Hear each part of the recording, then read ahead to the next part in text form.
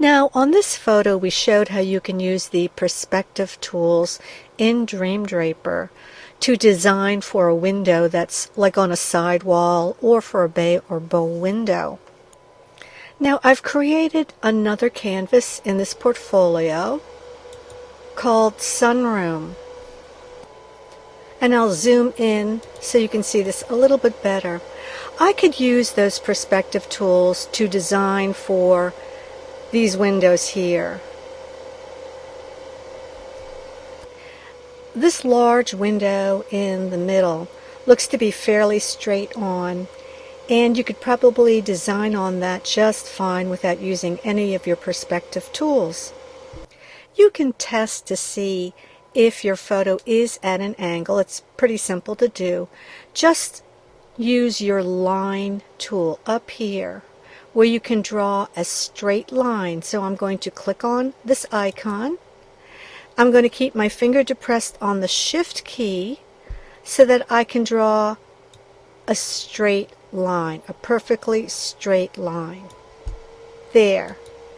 Now, I'll zoom in so you can see this a little bit better.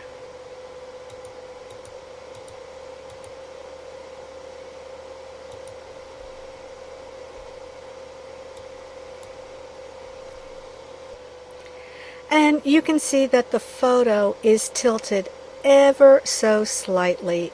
There's a little bit more space here on the left than there is on the right. And for most purposes, I think that's just fine. But if you're ever working with a photo where you feel the need to straighten the photo, this is what you can do. I'm going to zoom out so you can see this a little bit better. You can highlight your photo and click on Object, Rotate, Arbitrary. And you'll see this little pop-up window. And you can change the angle of any object on your canvas by as little as a single degree. And I'm going to change this to 1 degree. Now, I want to rotate this photo clockwise to the right. If I wanted to rotate it counterclockwise to the left, I would type in -1.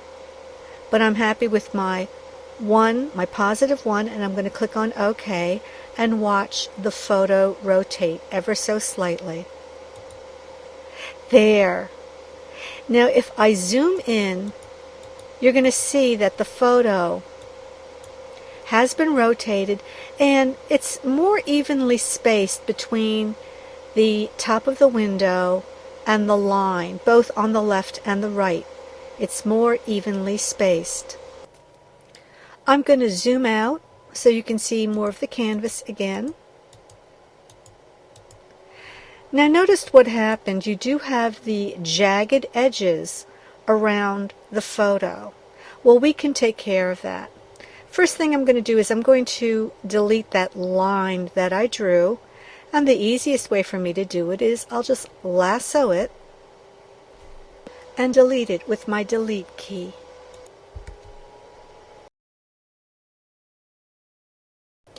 I'm going to use the rectangle drawing tool up here.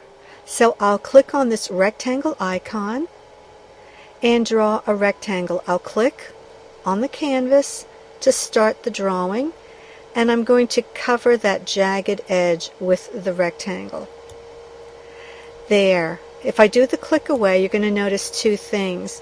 One is that the rectangle is filled with a gray color. That's the default gray, and it's also surrounded by a black outline or black stroke, and I can change that. I'm going to highlight that rectangle, and the first thing I'm going to do is I'll change the color of the rectangle to white.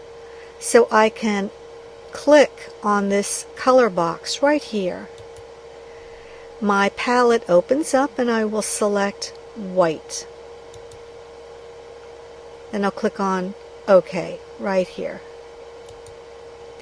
There, if I do the click away, you're going to see that that rectangle is now white. It still has that black outline, and I'm going to get rid of that.